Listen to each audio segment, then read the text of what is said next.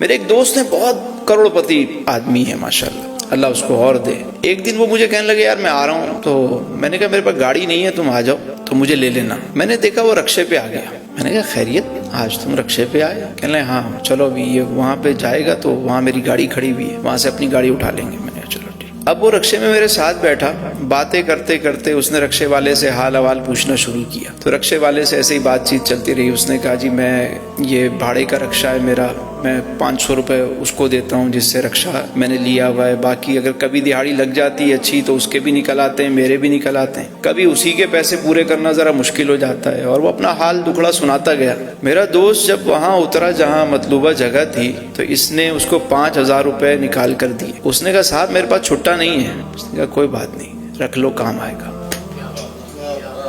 ہم بیٹھے گاڑی میں، کہنے لگا یار میں کبھی کبھی نا جان بوجھ کے رکشے پہ اس لیے جاتا ہوں کہ مجھے اگر کوئی صحیح بندہ نظر آتا ہے تو میں اس کی مدد کر دیتا ہوں۔ دے دیا کریں، کسی کو لگے اللہ نے آپ کو دیا ہے آپ دے دیں۔ آپ کسی کے لیے آسانی پیدا کریں گے، اللہ تعالیٰ آپ کے لیے آسانی پیدا کر دے گا۔